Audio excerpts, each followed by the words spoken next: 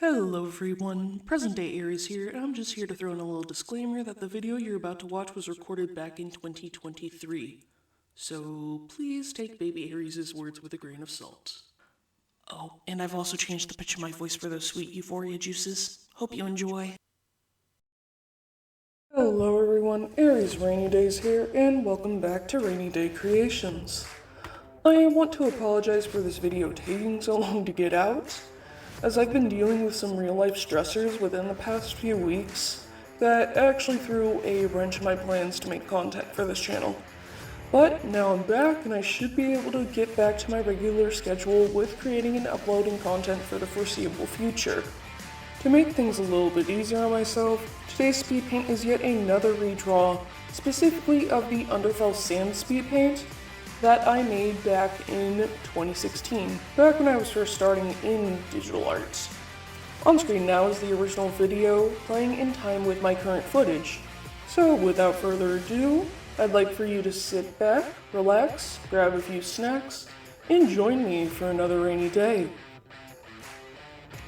Now this piece actually dates back around the time when I was starting to get really deep into Undertale and its various alternate universes, or AUs for short.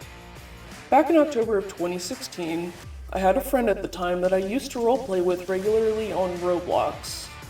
At the time, I was so unfamiliar with Undertale as a game and a story that I was actually terrified to branch out of my comfort zone, which at the time was admittedly very cringe animatronic world roleplays, which if any of you have ever played that specific game on Roblox, you'd know that place was top tier cringe.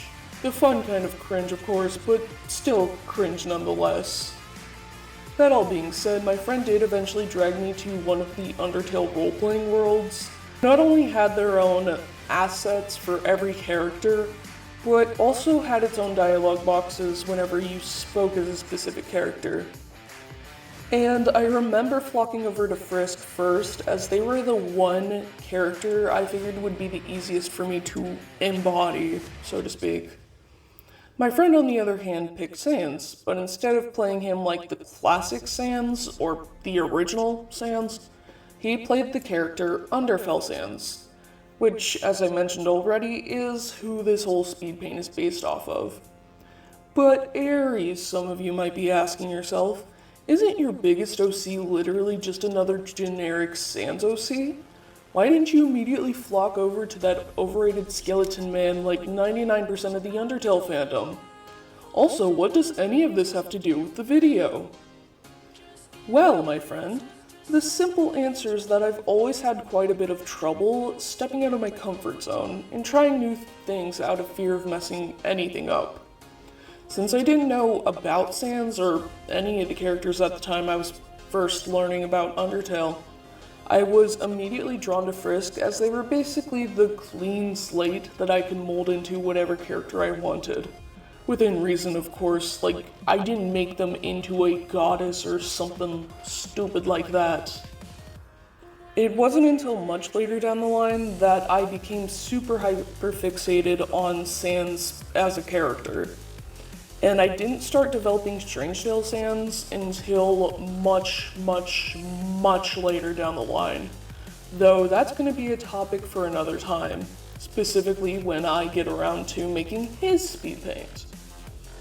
As far as how all of this relates to today's video, the original piece in question was actually supposed to be a practice run for just drawing Sans in general, as I'd been planning on making a speed paint involving, as much as I hate to say it now, it involves some ship art between myself and my friends' characters that I never got around to uploading. Now, before anyone raises their pitchforks, yes, both Frisk and Fel were in the same age range during our roleplay. No, we didn't do anything gross or, God forbid, fucking illegal with the ship. No, I'm not a Franz shipper anymore. My friend and I were just dumb teenagers that wanted wholesome fluff hours with this edgelord and this human. The ship art that I actually did make, which I'm going to be throwing on screen now, is literally just a confession piece between my character and his. You can't exactly tell by the shitty proportions here, but Frisk is supposed to be a legal adult. So please, lower the pitchforks, put out the torches, chill out. The worst crime that's been committed here is literally making cringy fan art. And considering what this channel is all about... Anywho, now it's time for me to discuss the main piece itself. Given that it's a redraw of one of the first videos I've ever made, I wanted to put a bit more life into it by giving Fel a more dynamic pose. Which, at this point, you should probably be able to see that I've got it fully drawn out, and hopefully colored and shaded, compared to whatever the hell I did in my first piece. The trickiest part for me, outside of figuring out the proper proportions with this pose, was the coloring, believe it or not.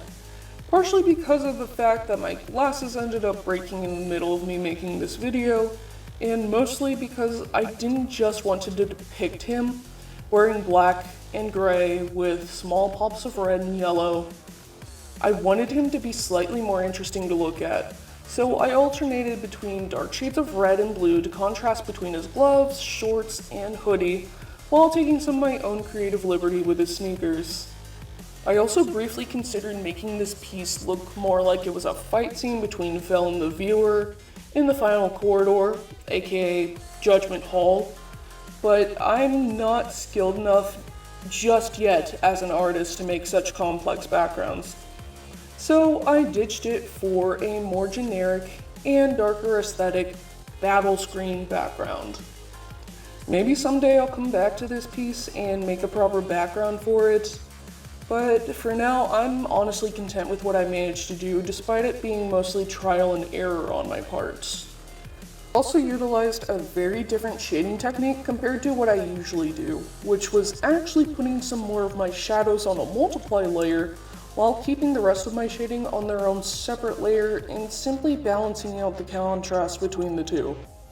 This is because I wanted to maintain some depth without muddying the colors of the stripes that I drew on his sleeves. It was a bit tricky to balance out the normal shading layer with the multiply layer, as you'll end up seeing that I spent a lot more time than I really needed to, just messing around with the layer type of the regular shading, before simply settling on adjusting the opacity of the multiply layer. Another thing that I wanted to try to do, which you'll see later in the video, is that I wanted to try and make it look like his left eye was glowing in that typical flaming skull kind of way that you see in a lot of fan art of Sans. But yet again, that was another thing that I had a lot more trouble with than I felt that it was worth. So I ended up scrapping that as well and simply just adding a small pop of color over his left eye with a lighten layer so that it looked kind of like it was glowing, but not really.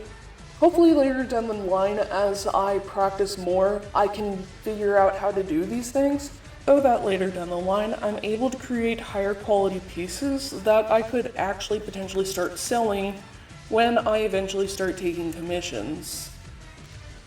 Now, as far as the background goes, I was kind of at a loss for how I wanted to depict this fight scene so that it actually looked like it fit into the world of Undertale without losing too much of Fel's outlines. Considering that the background could have been as basic as a black background with a black and white text box saying, "You feel your sins calling on your back," I wanted to try and be a tiny bit more creative. So what I did was I drew out a small platform for Red to stand on, and incorporated a quote that I'd seen in various other pieces focused on this specific variation of Sans.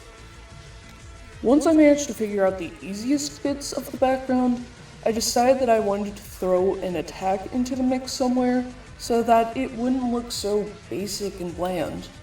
The trickiest part was figuring out what attack I would incorporate into the piece, because I can't exactly draw Gaster Blasters all that well. Eventually, I ended up settling on what is probably the most basic attack for any skeleton, which was bone attacks. Yeah, I'm not that creative sometimes. Now, as you're about to see in a minute, the way I decided to incorporate them into the piece was actually by having them pierce the text box, rather than just throwing them into the background somewhere. I also made drawing them infinitely more difficult on myself for some reason, actually drawing out the shapes of the bones and coloring/shading them before creating any actual outlines. I don't know why I thought this was even a remotely good idea, or if I was even thinking at all by that point with how I went about doing the coloring and shading of the bones. Ultimately, as soon as I got the shading done, I ended up ditching the outlines of the bones entirely, shrunk them down and copy-pasted them so that they'd be able to fit around the text box better without looking too distracting.